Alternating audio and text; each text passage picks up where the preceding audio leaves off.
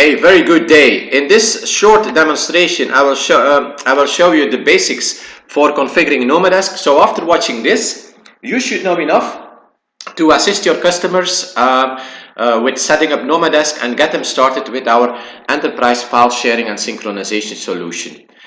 Setting up NomaDesk consists out of 4 steps. Quite often there is a 5th step, but more about that later.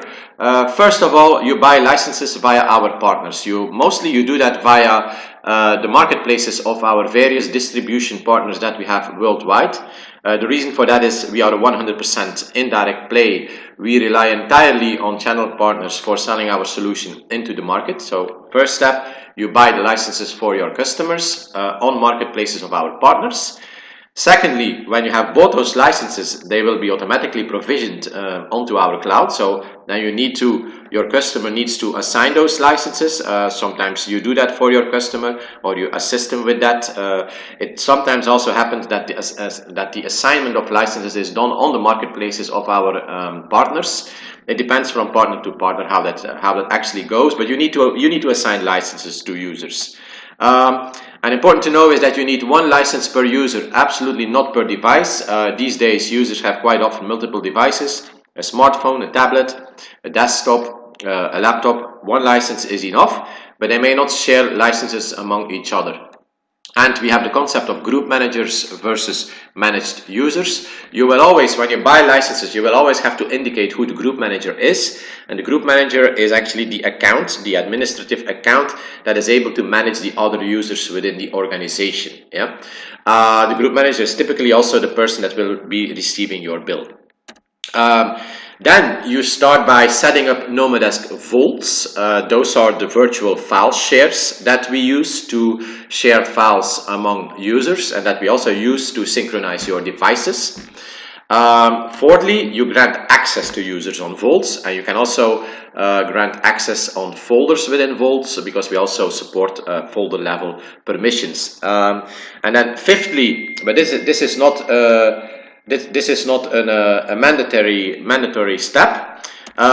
You set up the client software you set up client software on the devices of the users, and the client software will nicely integrate the NomaDesk vaults in Mac Finder or Windows Explorer, so that you can just drag and drop files directly to virtual drives. Just really, you get the feeling as a traditional client server setup.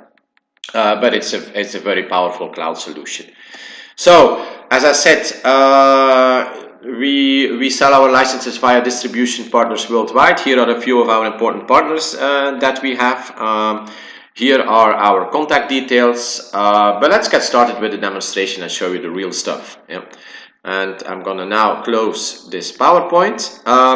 So what I've done is the assumption that you need to make. I bought 11 licenses. Yeah, I have defined a group manager, yeah, already, and that group manager is Renee, yeah, and logging on with Renee, her account. So what you should also know is that when you define a user account, users will always get an email to confirm their email address. So as long as they haven't confirmed their email address, it won't work properly, NomaDesk. So I mean, typically when you get a question about that, make sure that they have confirmed their email address and that they have chosen a password. Yeah? That's important. Also, when you log on for the very first time and you don't have access to a vault yet, you have to create a vault. So always group managers will have to create a very first vault the first time when they log on. I have done that already here. So Renee has already created a vault which is called our common corporate vault, as she put already a file on it, an Excel file, and also a folder on it. By the way, adding a file onto a NomaDesk vault is really very simple. You can just select the file and then drag it onto your browser. You can even go into a specific folder, drag it onto your browser, and the uploading will start automatically. So what happened now is that this file, this new Excel file, is now in the NomaDesk cloud. And a neat feature that I want to show you before proceeding with the license assignment is that you can any file any Office file that is on NomaDesk, you can edit it with Office Online. Very powerful, very neat. You can even work with multiple people within the same file. But now, okay, let's go to the license management. So because, you know, I have 11, my reseller told me that I have 11 licenses available. If you want to manage those licenses, then you go to the upper right corner within the browser and you go to manage. Yep. And then there is the billing option. Yep. And here you can see actually all the licenses that I have available. In fact, this is telling me that I am the group manager. I have at the moment 0 managed users, 10 unassigned licenses, and I'm paying for 11 licenses. So of course this is a situation that I don't want to have for a long time because I'm paying for something that I'm not using yet. But you know, this is the first thing that you do. You have the license, you bought the licenses, and now we will start by assigning licenses to other users. Well, assigning licenses is very simple. Then you just pick a license that is available, and then you hit the manage button. Alright, and then you will see here you have the possibility. So I am the owner of that license, and now I'm working together. Philippe is a member in my organization, so I'm gonna assign a license to Philippe. Alright, and then I hit save, and you can see here that I have now 1 managed user, that's actually Philippe, and I have still 9 unassigned licenses. And this is actually how I would proceed. So I would be, mostly users will just fill up all the unassigned licenses and assign them to anybody in their organization. So what you can see here now, the status of my license is still in pending, and this is actually, the reason for this is that Philippe still needs to confirm his email address, needs to fill in his first name and last name, and needs to actually fill in a password. If for some reason, and this is also something that I still want to mention, that later on I no longer want to work together with Philippe, then you just hit the manage link, and then you can remove the user, and then the license will be free again. And you can doing that, by the way, will also revoke all access to all vaults, yeah? And then you can actually assign the license to somebody else again. So, but let me now go back to the license overview. So this is just the thing. So here is the place at the upper right corner, yeah, the manage, and then you go to license overview, where you will be managing your licenses. Very simple, very straightforward. Yeah. Now, if I want to start. So I'm not going to do it for the other 10 licenses. I believe this is clear. If I now go to files, yeah, and this is where I will be most of my time, of course. I have here a vault, and if I want to grant access to somebody on that vault, I just go to users and permissions. Yeah. Right now, you can see here that vault access, the administrator, that's myself, it's René de Hentenaer. Yeah. I can now also invite somebody, and that will be Philippe. And there's here a few options. There's some information about that on those on our knowledge base, of course. And it's as simple as this. So as of this point, yeah, Philippe has now also access to my common corporate vault. That's as simple as that. Now, if I want to create another vault, let's say that I want to also create within my organization a vault for marketing, and I just give it a name. Vault names need to be unique, so sometimes you need to be a little bit inventive here. So I do that. Yeah, and now so that vault has been created, and if I want to give access to people, we can do it exactly the same way. Yeah. Now you go to users and permissions. Yeah, invite guest. And what you can also do, I can even invite somebody that I haven't assigned a license yet. I can do that. So I could, for instance, say I'm gonna invite Miguel. Yeah. And here I go. So Miguel is gonna have access onto this vault. Yeah. The thing is, you know, when in this situation, Miguel will not have a license yet, but I can simply, by going to manage, I can simply give Miguel access to I can actually make sure that he can work with NomaDesk by just giving him a license. Yep. And then I would pick another free license, and I go to Miguel at Proximate. Yeah, here you go. Yeah. Okay. So let me show you briefly how that would look at Miguel's side. Yeah. So I just redirected all those temporary email addresses to my mailbox for the sake of this demonstration. Yeah. And it will of course help if I type in the right password. Okay, so here you can see what I'm doing. Yeah. So I have assigned a license to Miguel. So this is an email that I am receiving. Yeah.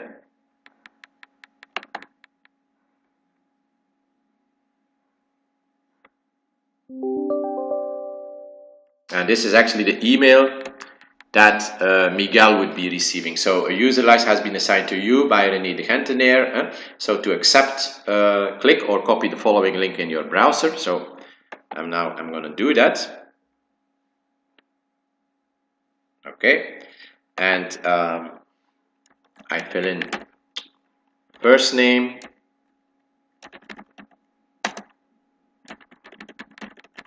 and then the last name, and I create a password. So I don't want my system to remember that password. I don't trust it. Okay, so here it goes. So this account has been successfully created. Click here to log into NomaDesk. So I am now Miguel. Yeah. So if I do that, so logging in for the very first time,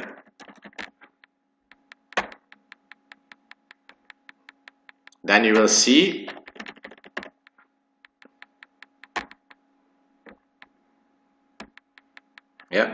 that I have here now access to 1 volt. Yeah. And this is Miguel from Waasland has now access to 1 volt because I, René, have given access to Miguel to that 1 volt. So I'm now going to switch back to René. I hope you can still follow. Okay, so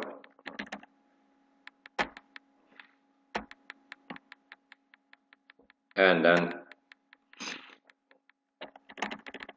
username, password, and here you will see that the 2 volts that René created. I'm now going to create also a 3rd volt. Yeah, let's say that we also need a volt for public relations. Let's say, okay, and I'm going to name it that way. Yeah. And I will also give Miguel access to the public relations volt. Yeah. So you do that via, you click on here on this little arrow, and then you go to users and permissions. All right. You hit on invite guest, and Miguel is going to be the person that gets access to this vault. Okay. So this is done. Now, so I could now switch back to Miguel's account, and then you will see that he has access to the marketing vault and to the public relations vault. Now, and this is about it. So when I start now adding files to those 2 vaults, automatically Miguel will have access to it, and if he starts adding files to those vaults, automatically I will see the changes, see the files. We can now just work together via the browser, but let's now go a step further and set up the client software on Miguel's computer. Yeah. So for that, if you want to do that, I'm going back to my browser. If you want to do that, then you need to go to here to the upper right corner and hit download client. Yeah. So I've done that already. For the sake of this demo, the client has been downloaded already. So I'm now gonna fire it up. And the first time you need to fill in an email address, of course. And stay with me. All right. So I'm now on one of the devices of Miguel, and I go to fill in his email, his account. Okay. So have a good look what happens now. It's now giving me the option to, so you can, as you might remember, as I hope you do remember, Miguel has access to 2 volts, and I have the freedom to select the volts that I want to install on my device where I'm now currently installing the client software. All right, so I'm going to install both. They aren't very big, so I do it like this. But you could, for instance, in reality, it's not uncommon that people have access to 20 volts or something, but that they only want to install 3 or 4, which contain the files that they need very often, very frequently on their machines. Yeah. So I've done it now, and everything is now synchronized. Well, there's nothing on it yet. So the cool thing is, if I now open my browser, yeah, then you can see here my 2 volts. Yeah.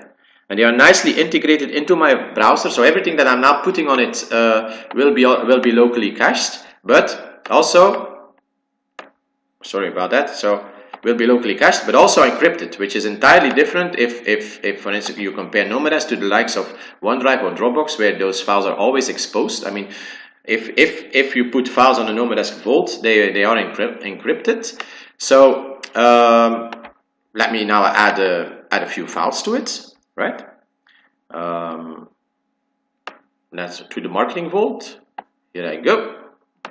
Yeah, and I'm now gonna also add a presentation to it, and a logo. Yeah, and synchronization starts automatically, so there's no need to actually push a button or something. So it's now already synchronizing those files. Yeah. And once you see this little icon, then you know that files are synchronized and that they are safely in the cloud. So me being Miguel on my device, I'm working at home. I don't need a VPN solution. I'm just have been adding on those, working on those files. So I know now that my manager Rene will also have those files available. So if I now switch to the view of Rene, yeah. So I'm now here Rene de Henteneer. Yeah, and I go, if she goes to files, yeah, and if you then go to the marketing vault, then you will see here the files are available. So that's a bit the principle. So if Renee then installs the client software on her machine, it will be exactly the same. So that's the principle. So I hope this was clear. So assigning licenses, you do that via the Manage tab. Creating shares, you do that at this site. Yeah. Granting access, you do it here via users and permissions. Thank you very much. Hope to, well, happy selling, I would say. Bye bye.